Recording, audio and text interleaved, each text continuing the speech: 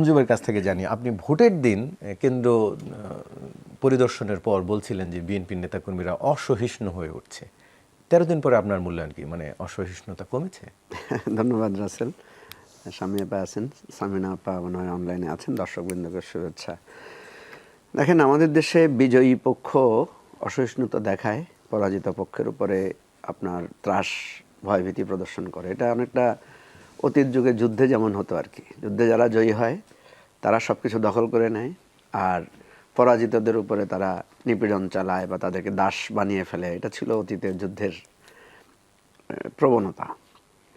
আমরা এবারে নির্বাচনেও দেখলাম যে অতীতের নির্বাচনে যেটা হয়েছে, যে পরাজিত পক্ষের উপর আপনার মনে থাকার কথা যে আওয়ামী লীগ আমলে বিএনপির একজন মহিলাকে, নারীকে, সম্ভবত নোয়াখালীর সুবর্ণচরে একজন অন্তঃসত্ত্বা নারীর উপরে পাশবিক নির্যাতন চালানো হয়েছিল। ঠিক এবারেও একইভাবে একই রকম অভিযোগ হাতিয়া সহ, সেও নোয়াখালীতে, হাতিয়াতেও একই রকম অভিযোগ পাওয়া গেছে। আমাদের ফেনীতে তো একজন মহিলাকে ডিভোর্স দেওয়া হয়েছে যে ভোটের নানা হিসাব নিয়ে। তো এখন কথা হচ্ছে যে এই জিনিসটা থেকে আমরা বিরত হতে পারলাম না কেন? যেমন আমি আমার নিজের কনস্টিটিউয়েন্সির কথা বলি। আমার কনস্টিটিউয়েন্সিতে আমি পরাজিত হওয়ার পরে আমি চাইলাম যে আমার যারা কাজ করেছেন তাদেরকে নিয়ে আমি একটা সভার আয়োজন করব, যে তাদেরকে একটু সমবেদনা দেওয়ার জন্য, তাদের সাথে সান্ত্বনা দেওয়ার জন্য। আমি যখন মিটিং ডাকতে গেলাম তখন আমাকে বিভিন্ন জায়গা থেকে জানালো যে তা সবাই ভয়ভীতির মধ্যে আছে, অনেক মিটিং এখন ডাকলে সফল হবে না। এই যে পরাজিত পক্ষ ভীত সন্ত্রস্ত থাকা, আরে ভাই আপনি তো জিতে গেছেন।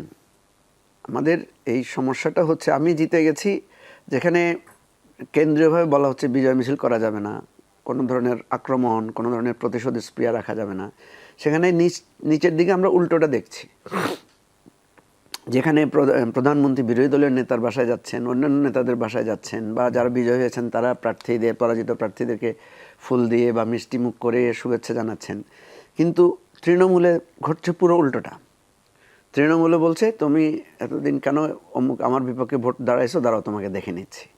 আমার কনস্টিটিউয়েন্সিতে তো আমার প্রধান নির্বাচন পরিচালককে আঘাত করা হয়েছে, হামলা করা হয়েছে, ওনার গাড়ি ভেঙে চুরমার করে দেওয়া হয়েছে। আমি কালকে বিএনপি নেতাদেরকে ওইটা বলেছি, আপনারা তো বহিষ্কার করেন নাই, যারা করেছে এগুলো তো ভিডিও ফুটেজ আছে। এবং বিএনপি নেতারা কিন্তু ওই আমার আহত ওই নেতাকে দেখতেও গিয়েছেন। তো দেখতে গেলেন, সমবেদনা জানালেন, কিন্তু কোনো কার্যকর ব্যবস্থা নিলেন না, কারো বিরুদ্ধে ব্যবস্থাও নিলেন না, গ্রেফতারও করা হলো না। আমরা তো মামলাও করেছি।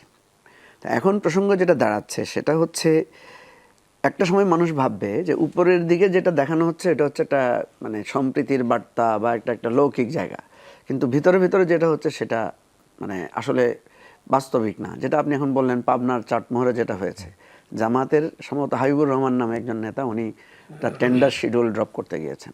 তো so what, tender schedule drop করা কি নিষিদ্ধ? সেখানে কেন আপনি হামলা করবেন? হামলা করেছেন, আহত করেছেন, এবং এটা নিয়ে আজকে ন্যাশনাল নিউজ হয়েছে।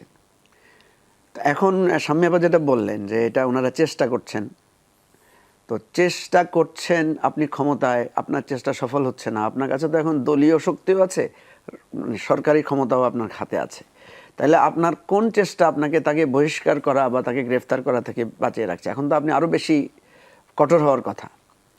আচ্ছা, আরেকটা ইন্টারেস্টিং ঘটনা আপনাকে বলি। কবি মোহন রায়হানকে 21 পদকের জন্য মানে সব কিছু করা হয়েছে, ঘোষণা দেওয়া হয়েছে, এসএসএফের যেই ডামি প্র্যাকটিস সেটাও করা হয়েছে, কিন্তু আমরা দেখলাম যে ওনাকে পুরস্কারটা দেওয়া হয় নাই শেষ মুহূর্তে গিয়ে। কেন দেওয়া হয় নাই? উনি কর্নেল তাহেরের পক্ষে একটা কবিতা লিখেছিলেন।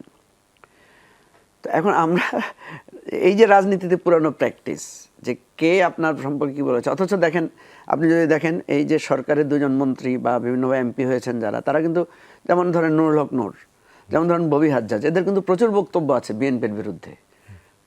খালেদা জিয়াকে ডিফেম করে, তারেক রহমানের বিরুদ্ধে অনেক বক্তব্য আছে। তাহলে আপনার বিরুদ্ধে বক্তব্য থাকার পরও আপনি এদেরকে তো মন্ত্রী করেছেন, এমপি হিসেবে প্রার্থী দিয়েছেন, তাহলে কবি মোহন রায়হানকে কেন আপনি বাদ দিলেন? এবং এই বাদ দেওয়ার বিষয়টা তো এমন না যে তৃণমূল কন্ট্রোল, এটা তো একদম সেন্ট্রালি, নিশ্চয়ই প্রধানমন্ত্রীর মতামত নিয়ে তো এটা করা হয়েছে। আর প্রধানমন্ত্রীর মতামতের বাইরে গিয়ে যদি কেউ এটা করে থাকে, এটা তো নিশ্চয়ই আমি মনে করি সরকারের, কারণ আপনার বিরুদ্ধে মতের লোক কি পুরস্কার পেতে পারে না? আপনাকে ধরেন গণতন্ত্র কি বলে, আপনি আমাকে পছন্দ করেন না, ধরেন আমি যদি এই যমুনা টেলিভিশনের একজন কর্মকর্তা হই, আপনি কোনো কারণে আমার বিরুদ্ধে কথা বলেছেন, প্রতিবাদ করেন, তাহলে আপনি আমাদের চাকরি খেয়ে ফেলবো? এটা কি তাহলে প্রশাসন বা এটা কি ন্যায়নিষ্ঠতা? তাহলে এখানে দেখা যাচ্ছে যে আসলে ন্যায় নিষ্ঠার কথা আমরা যা বলছি সেটা একটা কাগজে জায়গায় থেকে যাচ্ছে, ইমপ্লিমেন্টেশনের জায়গায় হচ্ছে না। এই যে বাংলাদেশ ব্যাংকের গভর্নরকে প্রত্যাহার করা, বাংলাদেশ ব্যাংকের গভর্নরকে একটা সুন্দরভাবে রিসেপশন দেওয়া যেত না, ফেয়ারওয়েল দেওয়া যেত না, অসুবিধা কি?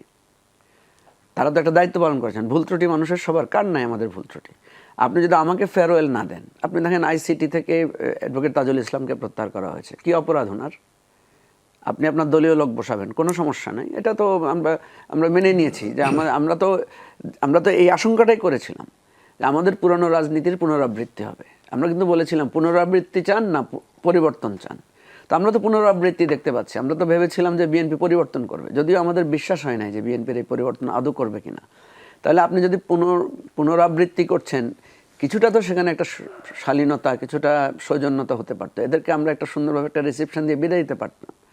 এখন যেটা দাঁড়াচ্ছে সেটা হচ্ছে এগুলোর চেইন এফেক্ট আমাদের সমাজে চলতেই থাকে।